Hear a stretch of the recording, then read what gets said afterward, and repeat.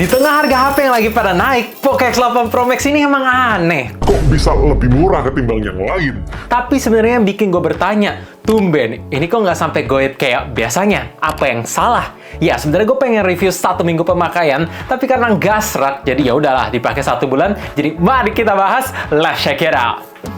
Gak bisa dipungkiri, kalau ngomongin soal Poco yang terkenal itu pasti spek. Terutama di seri X dan F itu bagai dewa. Jadi kalau misalkan chipsetnya pakai yang paling kenceng, gua nggak heran. Lebih heran kalau misalkan chipsetnya nggak di-upgrade. Anyway, Dimensity 9500S plus kombinasi RAM 12GB LPDDR5X ini memang maut banget. Lihat, hasil AnTuTu benchmarknya itu bisa ngebantai Samsung S26 dan iPhone 17.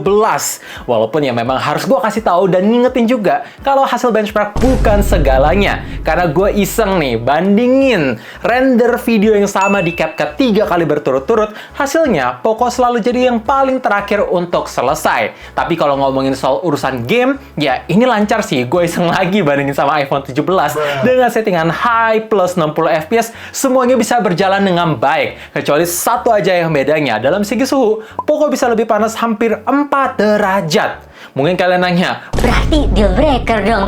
ya enggak sih, karena ketika gue bandingin sama Poco F7 kemarin, ini peningkatannya jauh lebih adem dan lebih lama panasnya. Jadi tetap ini mantap banget. Tapi buat kalian yang penasaran, Kenapa diadu sama flagship, Bang? ya tagline-nya aja, The Next Gen Performance Flagship. Jadi, fanboy jangan marah ya. Jujur, gue nggak nyangka, gue tuh terkagum dengan experience layarnya. Pertama-tama, memang harus gue apresiasi dari segi desain layarnya. Ini punya bezel yang minim banget dan hampir simetris. Oke, untuk panel Super AMOLED-nya memang kurang se-vivid dengan HP Samsung A57. Ya, terutama ketika ada warna kuning dan warna biru, ini lebih off. Tapi, ketika gue ganti color scheme-nya ke vivid, barulah ini bisa lebih kelihatan colorful. Dan untuk pemakaian setiap hari, gue nggak masalah sih. Kualitas layarnya ini bagus. Dan yang bikin gue makin amazed dari segi sentuhan layarnya bener-bener responsif. Main ML dengan Hero Face Space beneran akurat. Termasuk refresh rate-nya bisa berjalan dengan baik, gak ada ngadet-ngadet. Dan yang gue harus apresiasi, fingerprint-nya pakai teknologi ultrasonic yang bikin performanya tuh kenceng banget. Sekali tap, bisa langsung masuk tanpa ada delay. Dan untuk registrasinya nih, ini yang menarik banget. Tinggal diputer-puter doang jadi lebih cepat. Walaupun memang ada dua hal yang menurut gue masih jadi kekurangan walaupun HP ini udah di level Pro Max. Pertama, untuk always on display masih pakai always chopper display. Ya, nggak bisa terus-terusan nyala, mesti diliatin dulu, baru always on display-nya nyala. Dan kedua, untuk screen protector bawahnya yang dikasih, menurut gue ini agak keset. Jadi makanya gue beli tempered glass tambahan dan di-apply sendiri biar lebih licin. Jadi lebih enak aja, nggak ngadet-ngadet. Gue pikir dengan seri yang makin Pro dan Max ini bikin pengalaman software-nya tuh makin plus-plus. Tapi ternyata ini HyperOS 3 yang masih kalian kenal, alias masih ada iklan.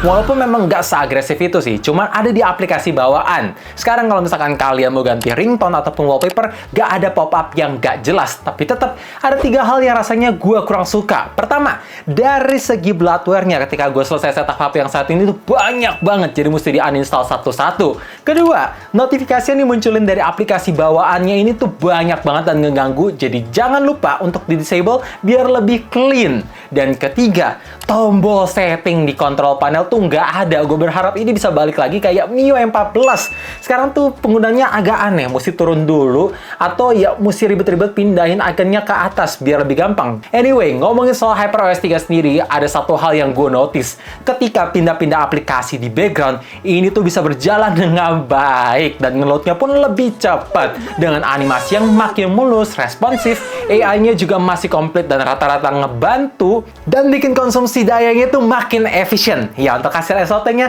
akan gue bahas di bagian baterai. Anyway, ngomongin soal jaminan software update ini makin panjang. Support 4 kali OS Android plus 6 tahun security patch. Tapi sayangnya, 1 bulan dipakai belum ada patch apa-apa. Masih di bulan Februari aja. Buset, makasih banyak loh Poco. Ini kapasitas baterainya langsung dikasih bagong 8500 mAh dan chargingnya gak dilupain. Dikasih support sampai 100 watt plus brick chargernya udah di-include di dalam box pembelian. Tepuk tangan dulu buat Poco. Tapi mungkin kalian penasaran, Bang, ini baterainya gede atau cuman gimmick? jawabannya, selama 1 bulan menggunakan HP yang satu ini harus gue bilang baterainya tuh awet banget. Ya, dipakai buat sosmed, nonton YouTube, push rank, main Genshin dengan koneksi full seluler data 5G. Yes, 5G di kondisi indoor dengan brightness-nya mentok tanpa AC. SOT tertinggi bisa nyentuh sampai 10 jam 52 menit dengan standby bertahan sampai 2 hari. Gila banget sih. Ini kalau misalkan gue pakai WiFi bisa lebih awet. Anyway, ada 3 hal yang harus kalian ketahui dari HP yang satu ini. Emang udah support 100 watt yang bikin pengisian daya dari angka 5 sampai 100% ini makan waktu 57 menit doang. Tapi suhunya ketika gua ngecharge dalam keadaan airplane mode tanpa diapa-apain bisa tertinggi sampai 39 derajat dan itu bertahan sampai posisi baterai di 80%. Jadi ya sebisa mungkin jangan mainin HP ini sambil di-charge. Kedua, untuk 100 wattnya sendiri mesti pakai brick charger bawaan. Walaupun memang ini udah support protokol PPS, tapi ketika gue pakai brick charger third party yang support 100 watt, ya dicolok cuma setengahnya aja. Jadi ketika gue colok dari angka 5-100%, makan waktu 1 jam 37 menit. Ya ini lebih lama hampir 40 menit. Ketiga, jangan biarin HP ini tuh baterainya tuh sampai habis total. Karena kalau misalkan kalian habis total terus dicolok, butuh waktu 3 menit baru bisa dinyalain. Tapi ya semuanya bisa berjalan dengan baik. Oh ya, ada satu hal yang harus gue kasih tahu ke kalian. Fitur bypass charging tidak tersedia. Walaupun ya ketika gue nguluk-ngilik sebenarnya ada fitur alternatif. Namanya smart charging. Jadi ketika kalian main game terus dicolok HP-nya, itu bakalan dibaca sama AI dari segi suhu, posisi baterai, biar bisa adjust tegangan yang masuk supaya nggak overheat. Tapi ya gue tetap berharap sih fitur bypass bisa kebagian lah. Apalagi kan ini performance phone.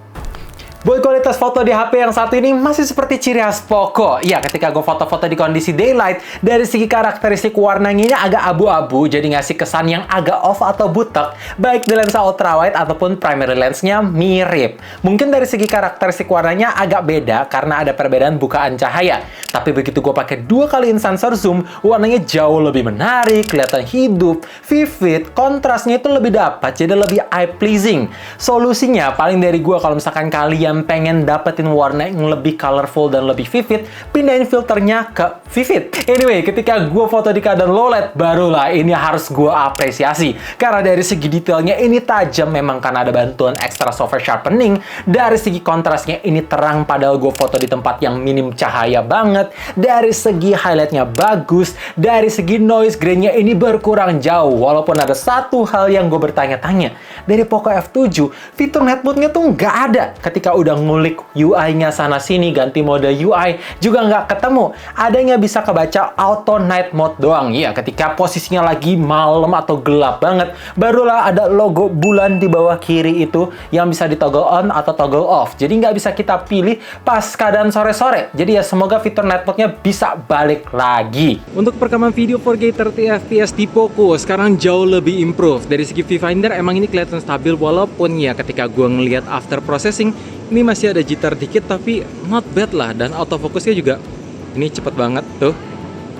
Nice. Tapi nggak bisa pindah lensa ultrawide. Sekarang gue lagi di tempat super gelap banget, record di 4K 30 fps, dan di sini ada tangga untuk ngelihat jitternya. Nih, oke, masih berasa, tapi ini lumayan banget sih, improvementnya berasa banget. Lebih baik, walaupun ya ketika di panning masih agak sedikit kaku, tapi lihat highlightnya dapet banget, noise grain-nya cukup bersih.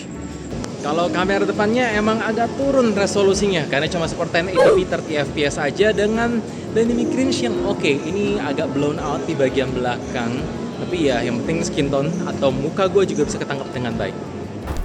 Bobo di HP ini barulah berasa level Pro Max-nya. Ya, back cover menggunakan kaca asli dan frame-nya menggunakan metal. Jadi pas dipegang, berasa Max-nya. Mahalnya.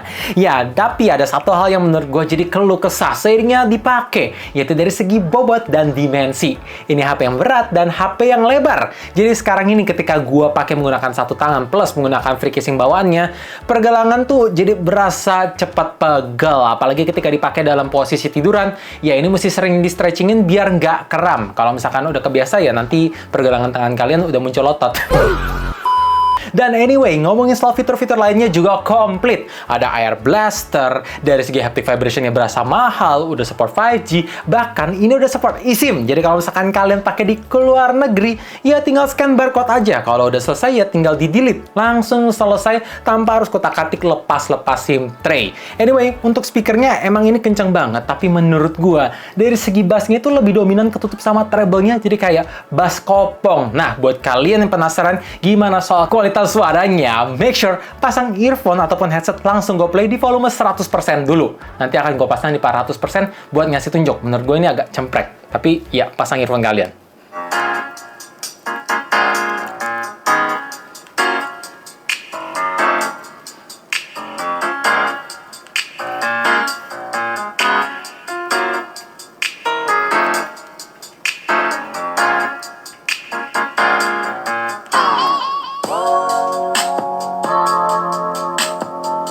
Sekarang 400%.